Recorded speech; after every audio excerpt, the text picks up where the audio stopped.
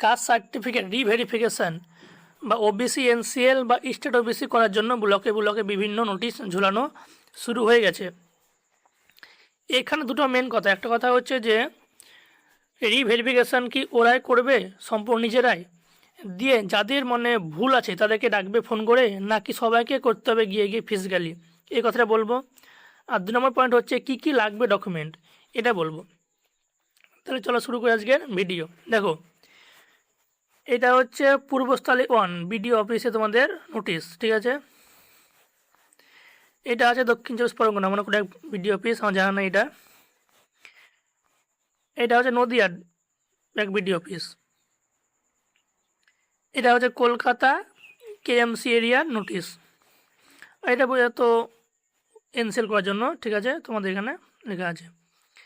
তা চলো আজকে দেখা যায় কী কী তোমার ডকুমেন্ট তোমাদের লাগছে তোমাদের এই মানে এই কাস্ট সার্টিফিকেট ভেরিফিকেশান করার জন্য। তো এটা দেখাই প্রথমে যে পূর্বস্থলী 1, ঠিক আছে। দেখো, এখানে লাগছে আবেদনকারী স্কুলের শংসাপত্র, মানে অ্যাডমিট কার্ড, রেজাল্ট, এগুলো লাগবে। তার সাথে voter card, Aadhaar card, ration card হয়ে গেল। আবেদনকারী বাবা ও মায়ের হচ্ছে voter card, Aadhaar card, ration card. আবেদনকারী জাতি শংসাপত্র মানে ওবিসি এসটি এসটি মানে কার্ডটা লাগবে। তারপর হচ্ছে বংশ তালিকা সংশ্লিষ্ট গ্রাম পঞ্চায়েত থেকে আনতে হবে। আর বিবাহিত মহিলারা হবে বাপের বাড়ি থেকে আনবে। আর বংশ তালিকায় নাম থাকা, এখানে দেখতে পাবে তোমরা, বংশ তালিকায় নাম থাকা সকলের voter card, Aadhaar card, ration card জমা করতে হবে ওর সঙ্গে। ওবিসিদের হচ্ছে আয়ের শংসাপত্র, ইনকাম সার্টিফিকেট হলো স্থায়ী বাসিন্দার শংসাপত্র, মানে গ্রাম পঞ্চায়েত থেকে। স্থায়ী হবে না, এটা হবে বর্তমান, যেটা তোমরা এখন আছো। নিচে হচ্ছে তোমাদের এইটা খুব ইম্পর্টেন্ট, আবেদনকারীকে ফর্ম আইভি এজাহারপত্র এবং তপশিলি জাতির ক্ষেত্রে 1950, ওবিসিদের ক্ষেত্রে 1993 পূর্বে আবেদনকারীর পরিবারের স্থায়ীভাবে পশ্চিমবঙ্গের বসবাসে করেছেন সেই মর্মে প্রমাণপত্র দিতে হবে, মানে দলিল দিতে হবে তোমাদের। ওবিসিদের হচ্ছে 1993 সালের আগে, আর এসসি এসটিদের হচ্ছে 1950-এর আগে। আর দেখো, এটা বলা আছে তোমাদের এখানে, যদি বংশের কারোর ওবি সার্টিফিকেট থাকে 2011 সালের আগে, সে সার্টিফিকেট তার রেশন, ভোটার, আধার এবং জেরক্স এবং বংশ তালিকায় তার নাম উল্লেখ থাকতে হবে, মানে যার সার্টিফিকেট 2011 সাল আগে, ঠিক আছে, বংশ থেকে করেছে তোমরা, তাতে কোনো সমস্যা নেই। কিন্তু যাদের প্রথম একদম মানে সার্টিফিকেট জেনারেশান, তারা কি করবে, তারা এজাহারপত্রের সংগ্রহ করে তাতে পাড়ার লোকের 10 জনের সই করতে হবে এবং তাদের ভোটার, আধার এবং জেরক্স দিতে হবে। কি বলছে, যারা প্রথম করলে, ঠিক আছে, ওবিসি হোক, এসসি হোক, এসটি হোক, মানে 2011 সালের পরে প্রথম জেনারেশান, তারা কী করবে, একটা এজাহারপত্রে 10 জন লোকের সই করতে হবে এবং তাদের ভোটার, আধার কার্ড, জেরক্স দিতে হবে। আর একটা বলছে ফর্ম নম্বর আইভি, 4 নম্বর ফর্মে 3 জন সরকারি চাকরির প্রাপ্ত ব্যক্তির সই ও সিল করতে হবে। আর একটা হচ্ছে ইনকাম সার্টিফিকেট, অ্যাপ্লাই হচ্ছে 2026-এর পরে, এর আগে নেবেন 2026-এ মনে সময়কাল নেবেন। তো কী বললাম এখানে, যাদের 2011 সালের আগে, তারা শুধু তার সার্টিফিকেটটা দিবে, তার Aadhaar card, ration card, voter card দিবে, আর একটাই দিয়ে দিবে। কিন্তু যাদের নেই, তারা কি করবে, একটা এজাহারপত্র সংগ্রহ করে তাতে 10 জন লোকের সই করবে, ভোটার, আধার কার্ড, জেরক্স দিতে হবে সবারই।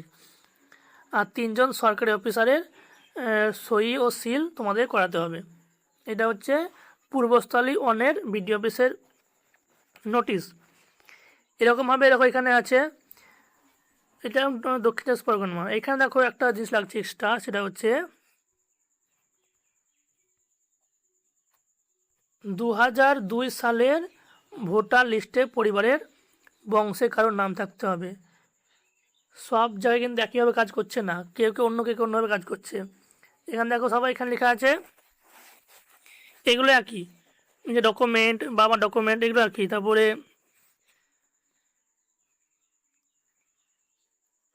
জমির দলিল বসবাস প্রমাণ এগুলো সব সমান, কিন্তু একটা এটা কী লিখছে এক্সট্রা নিচে, এই দেখো ফর্ম আইভি লেখা আছে এখানেও, ফর্ম আইভি 4।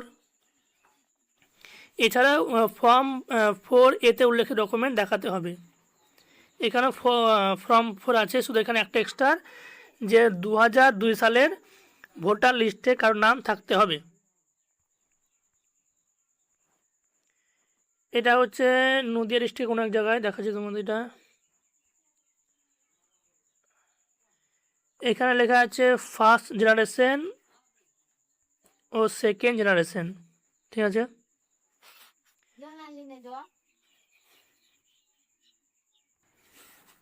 এটা এখানে বলছে ফার্স্ট জেনারেশন আর সেকেন্ড জেনারেশন সার্টিফিকেট হোল্ডার। এখানে লেখা আছে প্রথমে সেকেন্ড জেনারেশনদের কী করতে হবে, রেফারেন্স যাদের সার্টিফিকেট আছে তারা কী করবে, সেকেন্ড জেনারেশনের কোনো সমস্যা না, শুধু বলেছে ডিটেল ইনকোয়ারি করতে হবে। এখানে আর কোনো খুব একটা সমস্যা করতে নাই তোমাদের, মানে 8টা যাদের 2011 সালের পরে, আর যাদের 11 আগে তারা তো সমস্যাই নেই। এখানে বলছে দেখো এটা ইম্পর্টেন্ট, যারা হচ্ছে ফার্স্ট জেনারেশন একদম, তাদেরকে তোমাদের অনেক কিছু ডকুমেন্ট লাগবে, যেগুলো লেখা আছে ওগুলো লাগবে তোমাদের। আর যারা বাংলাদেশি বা অন্য স্টেট, তারা 1971 আগে মানে ডকুমেন্ট দেখাতে হবে কোনো কিছু। এটা একমাত্র যারা বাংলাদেশি তাদের জন্য।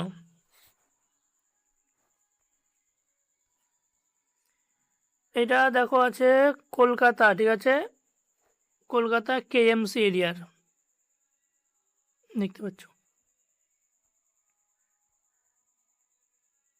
কলকাতা KMC এরিয়ার।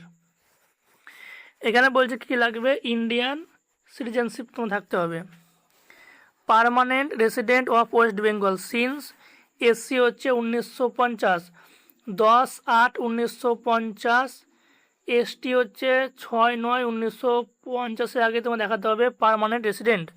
OBC হচ্ছে 1993 হচ্ছে OBC, এটা হচ্ছে SC আর এটা হচ্ছে ST-র জন্য। আগে কি লাগবে, কাস্ট, ট্রাইব বা OBC কমিউনিটি আইডেন্টিটি, মানে তোমরা যে OBC কাস্ট, এই কাস্টটা তোমাদের প্রমাণ দিতে হবে যে তোমরা এই সাবকাস্টার। একটা হচ্ছে ইনকাম স্ট্যাটাস লাগবে তোমাদের, OBC-র জন্য এটা হয়। আর এখানে দেখা আছে ভোটার কার্ড, ল্যান্ডেড বা হচ্ছে জমির দলিল মূল এইসব তোমার দেখাতে হবে তোমাদের এখানে, মানে সব জায়গায় একই, তোমাদের দলিলটা এখানে মেন, বাদ বাকি সব তো একই আছে এখানে। আর এটা হচ্ছে তোমাদের OBC এনসিল করার নিয়ম। OBC এনসিল করতে কী কী লাগে, অনলাইন ফর্ম ফিল আপ করতে হবে, পিতা ও মায়ের ইনকাম সার্টিফিকেট, ক্যান্ডিডেট ও পিতা মাতার voter card, Aadhaar card, ration card, PAN card. কেন করছে তার জন্য একটা প্রয়োজনীয় NCL তোমাদের সাপোর্টিং ডকুমেন্ট। আর কোর্টের এফিডেভিট লাগবে, কোর্টে লাগবে এফিডেভিট, ফার্স্ট ক্লাস ম্যাজিস্ট্রেট বা এক্সিকিউটিভ ম্যাজিস্ট্রেট, ঠিক আছে। কেন এফিডেভিট পিতা মাতার ইনকাম, প্যান কার্ড উল্লেখ থাকবে, অ্যাপ্লিকেশনের সাবকাস্ট ডিক্লারেশন উল্লেখ থাকতে হবে। আর একটা হচ্ছে মেন হচ্ছে 2026 সালের পরে ভোটার লিস্টে অথবা ভোটার স্লিপ জমা দিতে হবে। এটা তোমাদের, এটা কিন্তু মেন, যাদের নাম বাদ গেছে SIR-এ, যাদের নাম বাদ গেছে SIR-এ তাদের কিন্তু সমস্যা হবে করতে ওদেরকে। এবার আসি মেন কথায়, যে এই যে OBC SC ST সার্টিফিকেট ওরা কি নিজেরা ভেরিফিকেশন করছে, দেখো